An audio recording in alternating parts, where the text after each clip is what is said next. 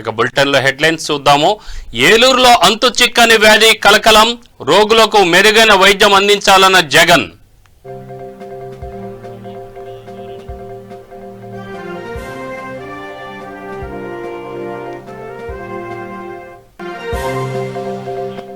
ప్రభుత్వ నిర్లక్ష్యం వల్లే ప్రజలకు ఈ దుస్థితి, రోగులను పరామర్శించిన ఎమ్మెల్సీ నారా లోకేష్.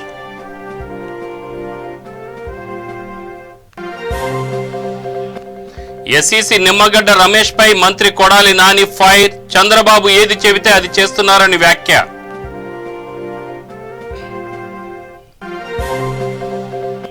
హైదరాబాద్ లో మళ్లీ వరద బాధితుల ఆందోళన, మీ సేవా కేంద్రాల వద్ద బారులు తీరిన ప్రజలు.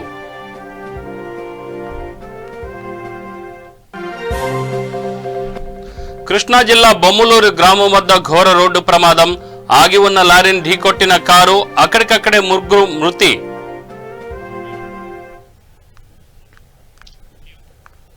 పశ్చిమ గోదావరి జిల్లా ఏలూరులో గత 3 రోజులుగా వందలాది మందిని అస్వస్థతకు గురిచేసి ఒకరిని బలి తీసుకున్న అంతుపట్టని వింత వ్యాధి ఏమిటనేది ఇంకా నిర్ధారణ కాలేదు. రోజులు గడిచే కొద్దీ ఏలూరు నగరవాసుల్లో ఆందోళన మరింత పెరుగుతోంది. ఈ రోజు కూడా పదుల సంఖ్యలో కేసులు బయటపడ్డాయి. పలువురు వివిధ ఆసుపత్రుల్లో చికిత్స పొందుతున్న వారి ఆరోగ్య పరిస్థితి మెరుగ్గా ఉందని, ఎటువంటి ప్రమాదం లేదని వైద్యులు తెలిపారు. వీధి వీధికి మెడికల్ క్యాంపులు పెట్టి పరిస్థితిని ఎప్పటికప్పుడు సమీక్షిస్తున్నారు. 108 వాహనాలను అందుబాటులో ఉంచారు. ఇక రాష్ట్ర ముఖ్యమంత్రి వైఎస్ ప్రభుత్వ ఆసుపత్రిలో చికిత్స పొందుతున్న రోగులను పరామర్శించారు. రోగుల ఆరోగ్య పరిస్థితితో పాటు వ్యాధిపై ఆరా తీశారు. రోగులకు మెరుగైన వైద్యం అందించాలని సూచించారు. అనంతరం అధికారులతో సమీక్ష జరిపారు. ఇదిలా ఉండగా మంగళగిరి ఎయిమ్స్ డాక్టర్ల బృందం రోగుల రక్త నమూనాలను సేకరించి పరీక్షలకు పంపించింది. రిపోర్ట్స్ వస్తే వ్యాధి ఏంటనేది నిర్ధారణ చేసే అవకాశాలు ఉన్నట్లు వైద్యులు చెప్పారు. సిఎఫ్ఎస్ టెస్ట్ ఫలితాల కోసం వేచి చూస్తున్నామన్నారు. నేషనల్ ఇన్స్టిట్యూట్ ఆఫ్ న్యూట్రిషన్ నుంచి సైంటిస్టులు కూడా వస్తున్నారు. ఏదేమైనా నగర ప్రజలు అత్యంత జాగ్రత్తగా ఉండాలని సూచిస్తున్నారు. ఫిల్టర్ వాటర్తో పాటు కాచి చల్లార్చిన నీటిని మాత్రమే తాగాలని తెలిపారు. కరోనా వ్యాధితో మృతి చెందిన వారిని ఖననం చేసిన ప్రాంతాలకు దూరంగా ఉండటం అత్యంత శ్రేయస్కరమన్నారు. అంతేకాకుండా వాయు కాలుష్యం నుండి రక్షణకై మాస్క్ తప్పనిసరిగా వినియోగించాలని, నిర్లక్ష్యంతో ప్రాణాల మీదకు తెచ్చుకోవద్దని తెలిపారు.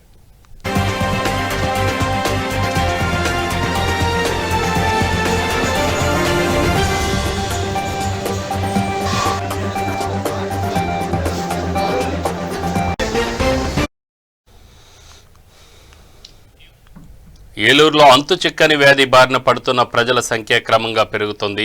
ఇప్పటికే 227 మంది ఆసుపత్రుల్లో పాలయ్యారు.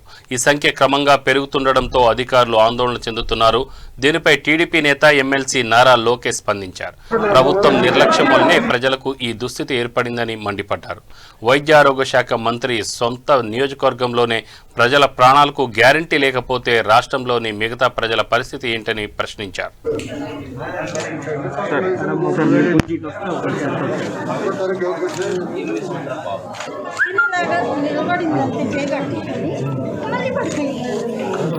రెండోసారి గబగబా ఆసుపత్రికి తీసుకొచ్చామండి. మాకు ఏమీ తెలియదు.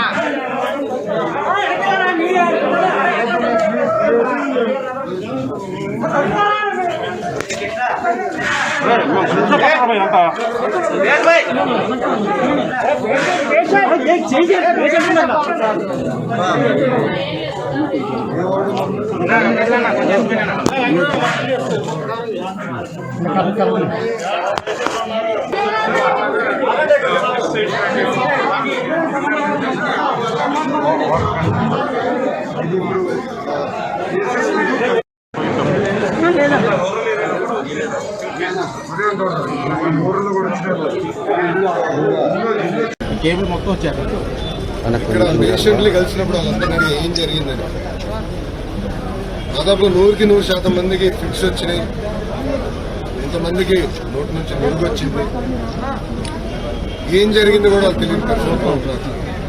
ఇప్పుడు కూడా చాలా మంది బాగా హెడేక్లు కూడా, తలనొప్పి కూడా విపరీతంగా ఉంది. దాంట్లో పెద్దవాళ్ళు అయితే బాగా నీరసంగా నడుము నొప్పితో ఇబ్బంది పడుతున్నారు. ఇక్కడ చూస్తే బాధాకరం ఏంటంటే ఇది వాస్తవంగా ప్రభుత్వం కానీ సమర్థవంతంగా మున్సిపాలిటీని నడిపించుంటే ఇలాంటి సమస్య వచ్చేది కదా. స్థానిక సంస్థలు ఎన్నికలు నిర్వహించకుండా పోస్ట్పోన్ చేసడంతో పాటు అధికార నిర్లక్ష్యం 100% కనపడుతుంది. ఇది న్యూరోటాక్సిన్ వల్ల జరిగిందనేది కూడా అధికారులు కూడా చెప్పడం జరిగింది. ఏపీ స్థానిక సంస్థల ఎన్నికల నిర్వహణపై గవర్నర్ విశ్వభూషణ్కు ఎస్సీసీ నిమ్మగడ్డ రమేష్ లేఖ రాయడాన్ని మంత్రి కొడాలి నాని ఖండించారు. చంద్రబాబు ఏది చెబితే అది చేసే వ్యక్తి నిమ్మగడ్డ అంటూ మండిపడ్డారు. స్థానిక సంస్థల ఎన్నికల్లో 90% పంచాయతీల్లో వైసీపీ విజయకీర్తనం ఎగరవేస్తుందని మంత్రి కొడాలి నాని ధీమా వ్యక్తం చేశారు. ఒకవేళ అలా జరగకపోతే తాను రాజకీయాల నుంచి తప్పుకుంటానని టీడీపీకి సవాల్ విసిరారు. అసెంబ్లీలో ఏకగ్రీవంగా శాసనసభ్యులందరూ తీర్మానం చేసి ఈ కరోనా టైంలో ఎన్నికలు పెడతాం శ్రేయస్కరం కాదు, మాకు ఎన్నికల కన్నా రాష్ట్ర ప్రజల ప్రాణాలు ముఖ్యం, ఎన్నికలు పెట్టొద్దని చెప్పి తీర్మానం చేశాం.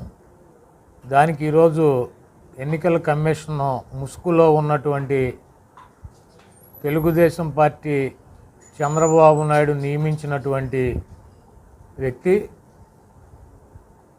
శ్రీరంగ నీతులు చెప్తున్నాడు. గవర్నర్ గారికి లేఖ రాశారని చెప్పి ఇప్పుడే మీడియాలో చూశా.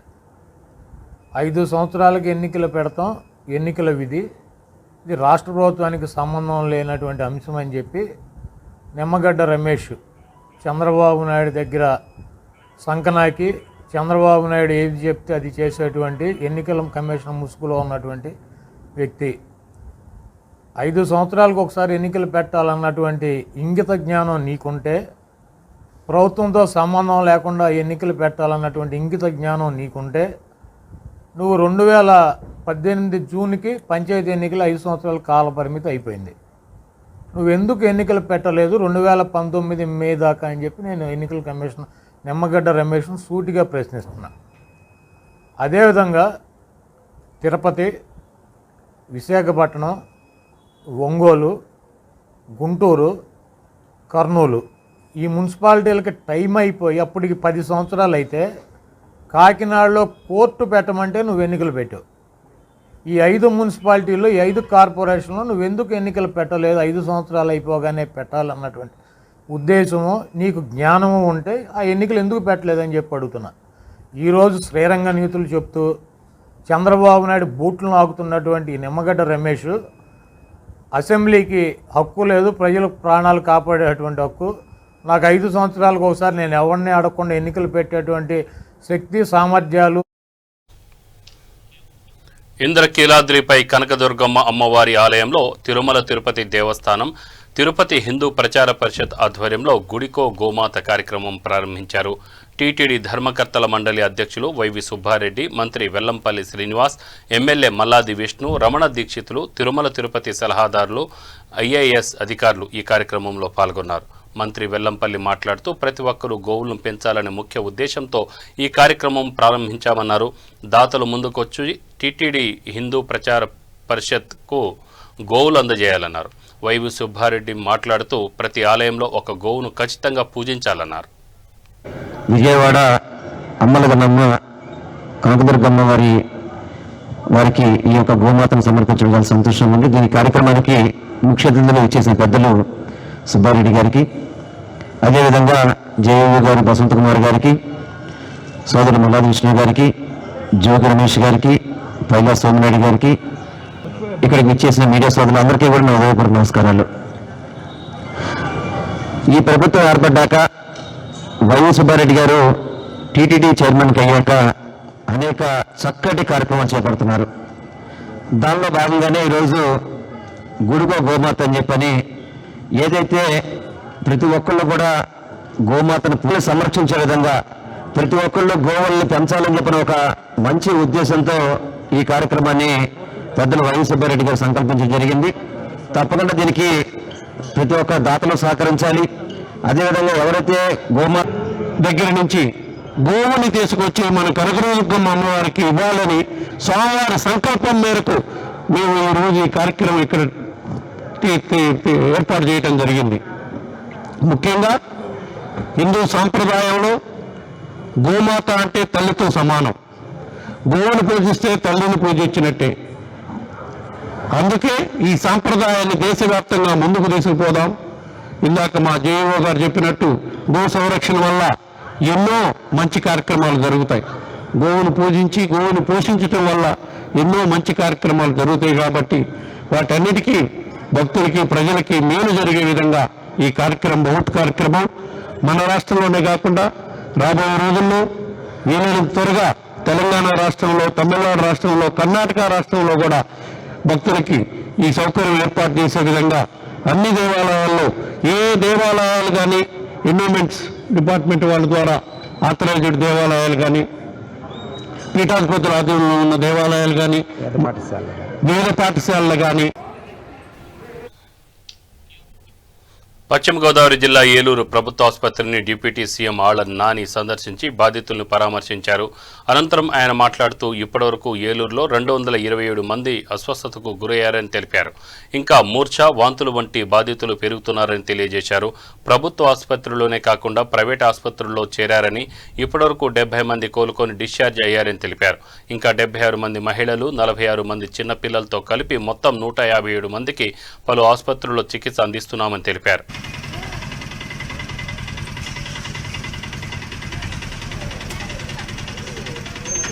ఇక్కడ పరిస్థితి చూస్తే వివిధ ప్రాంతాల నుంచి మహిళలు, వృద్ధులు సహోదరికి అనుకోకుండా ఇంట్లో ఉన్న పరంగా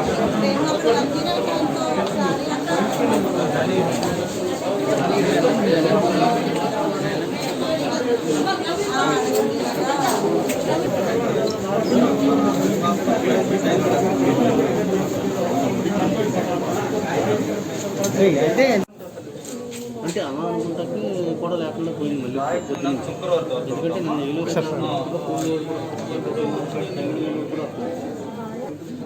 చూసావా రాత్రి 6 కళ్ళు తిరిగి పట్టడం, పిట్స్ లాంటి పిట్స్ మళ్ళీ వచ్చింది తప్ప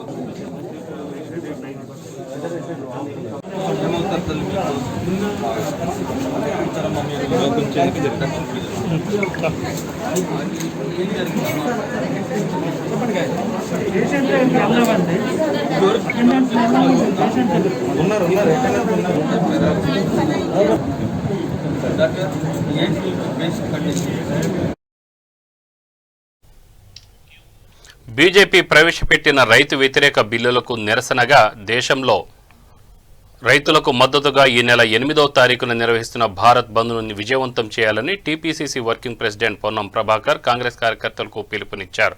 తెలంగాణ రాష్ట్రంలో ఉన్న ప్రతి కాంగ్రెస్ కార్యకర్త ఢిల్లీలో జరుగుతున్న ఉద్యమానికి, తెలంగాణలో ఉన్న రైతుల సమస్యలకు నిరసనగా బీజేపీ ప్రభుత్వానికి వ్యతిరేకంగా భారత్ బంద్లో చురుకుగా పాల్గొని కాంగ్రెస్ పార్టీ జెండా ఎగురవేసి రైతు వ్యతిరేక బిల్లులు ఉపసంహరించుకునే వరకు పోరాటం చేయాలని కాంగ్రెస్ పార్టీ కార్యకర్తలను పొన్నం ప్రభాకర్ కోరారు.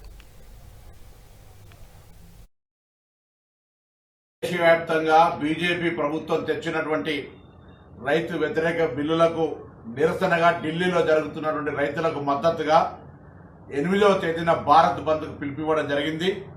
దానిలో భాగంగా ఏఐసీసీ కూడా ప్రతి జిల్లాలో, గ్రామంలో రైతులకు మద్దతుగా 8న భారత్ బంద్ విజయవంతం చేసే అంశంలో ప్రతి కాంగ్రెస్ కార్యకర్త భాగస్వామి కావాలని పిలుపునిస్తా ఉంది. కాబట్టి తెలంగాణలో ఉన్నటువంటి ప్రతి కాంగ్రెస్ కార్యకర్త ఢిల్లీలో జరుగుతున్న రైతు ఉద్యమానికి కానీ, తెలంగాణలో ఉన్న రైతు సమస్యలకు నిరసనగా ఈ ప్రభుత్వాలకు వ్యతిరేకంగా 8న భారత్ బంద్లో చురుకుగా పాల్గొని కాంగ్రెస్ పార్టీ జెండా ఎగిరేసి ఈ ప్రభుత్వాలు తెచ్చినటువంటి రైతు వ్యతిరేక బిల్లులు ఉపసంహరించుకునేదాకా పోరాడాలని సందర్భంగా తెలంగాణ కాంగ్రెస్ పార్టీ పక్షాలు విజ్ఞప్తి చేస్తా ఉన్నాను.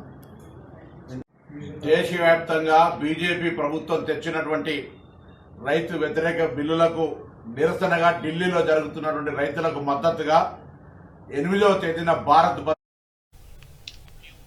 కోవిడ్ సమయంలో విధి నిర్వహణలో పోలీసులు అత్యున్నత స్థాయి సేవలు అందించారని విశాఖ డీసీపీ ఐశ్వర్య రస్తోగి అన్నారు. మార్చి నుంచి ఇప్పటి వరకు కోవిడ్ డ్యూటీల్లో పోలీసులు విశేష సేవలు అందించారని 698 మంది సిబ్బంది కోవిడ్కు గురయ్యారని తెలిపారు. ఇప్పుడు వారంతా పూర్తిగా కోలుకున్నారని చెప్పారు. పోలీస్ శాఖలో నేడు జీరో కోవిడ్ స్థితికి చేరుకున్నామని, ఇప్పుడు నగర పోలీసులో ఎవరికీ కోవిడ్ లేదని స్పష్టం చేశారు.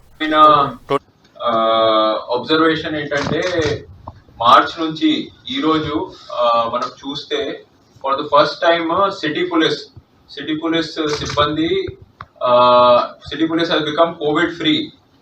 So we have zero active cases as of today, and ఇంత ముందు we have recorded total of 698 cases, COVID positive cases. కానీ ఈ రోజు మనం చూస్తే మొత్తం force has become covid free and there are zero active cases. ఇది కూడా మనం చూస్తే దాదాపు our force is 3,811 strong, and అందులో total 698 people till date have been affected. We also unfortunately have suffered 4 casualties in last few months. Primarily in this we have one ARHC, Mr. Apparao, one head constable, Mr. Srinivas Rao, one constable, T. Satyanarayan Garu, and one home guard by name P. Srinivas Rao. So subsequently, as we all know that COVID-19 was new to all of us, even to health fraternity. Manaki kuda chala varaku Quthbullapur పరిధిలోని పేట్ Basheerabad, Suchitra centre, Shahpur Nagar, Chintal తదితర ప్రాంతాల్లో వివిధ ప్రాంతాల్లోని మీ సేవా దగ్గర వరద ముంపు బాధితులు వందల మంది క్యూ లైన్లో నిల్చున్నారు. ఎన్నికల తర్వాత వరద సాయం ఇస్తామని సీఎం ప్రకటించడంతో మీ సేవ దగ్గరకు భారీగా వరద బాధితులు చేరుకున్నారు. ఎంతసేపటికి మీ సేవా సెంటర్ తెరుచుకోకపోవడంతో వరద ముంపు బాధితులు ఆందోళన వ్యక్తం చేశారు.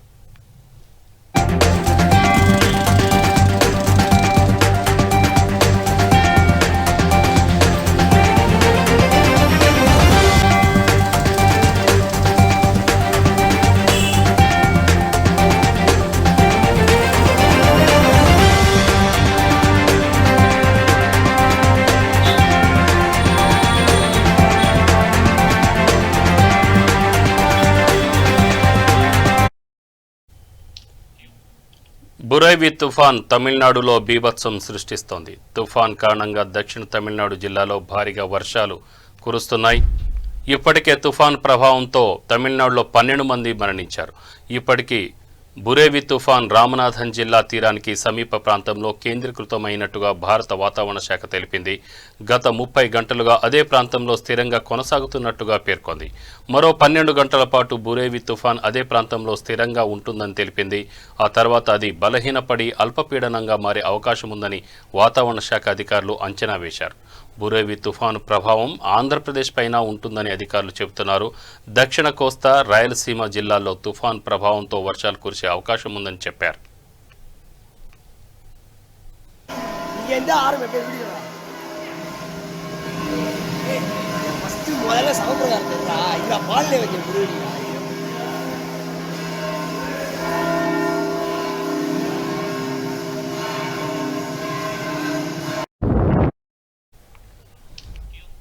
కృష్ణా జిల్లా బాపులపాడు మండలం బొమ్మలూరు గ్రామం వద్ద జాతీయ రహదారిపై ఘోర రోడ్డు ప్రమాదం జరిగింది. ఆగి ఉన్న లారీని అతివేగంగా వచ్చిన కారు ఢీకొట్టింది. ఈ ఘటనలో కారులో ఉన్న 7గురిలో అక్కడికక్కడే 3 మృతి చెందగా 4గురికి తీవ్ర గాయాలయ్యాయి. గాయాలైన వారిని వెంటనే ఏలూరు ప్రభుత్వ ఆసుపత్రికి తరలించారు. ఘటనా స్థలానికి చేరుకున్న పోలీసులు కేసు నమోదు చేసి దర్యాప్తు చేపట్టారు.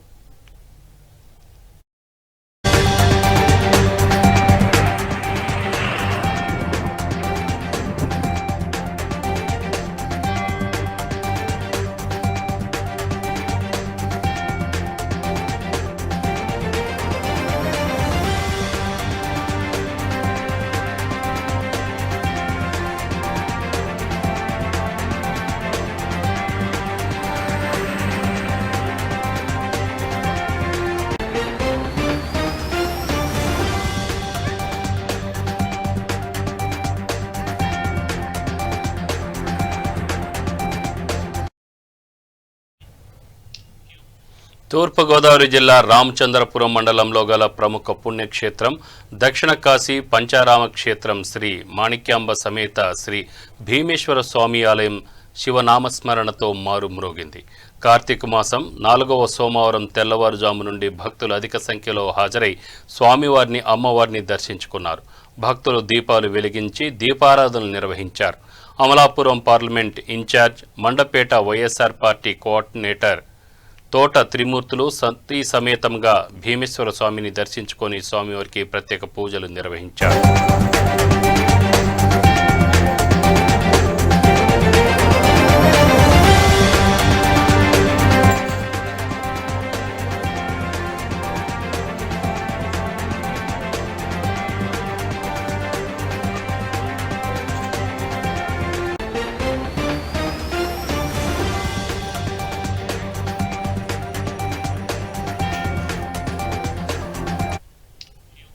బులెటిన్ ముగించే ముందు ముఖ్యాంశాలు మరొకసారి. ఏలూరులో అంతుచిక్కని వ్యాధి కలకలం, రోగులకు మెరుగైన వైద్యం అందించాలన్న సీఎం జగన్.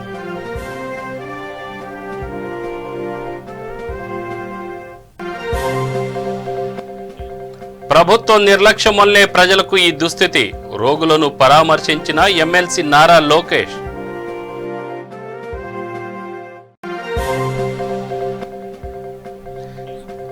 ఎస్ఈసీని నిమ్మగడ్డ రమేష్ పై మంత్రి కొడాలి నాని ఫైర్, చంద్రబాబు ఏది చెబితే అది చేస్తున్నారని వ్యాఖ్య. హైదరాబాద్లో మళ్లీ వరద బాధితుల ఆందోళన, మీ సేవా కేంద్రాల వద్ద బారులు తీరిన ప్రజలు.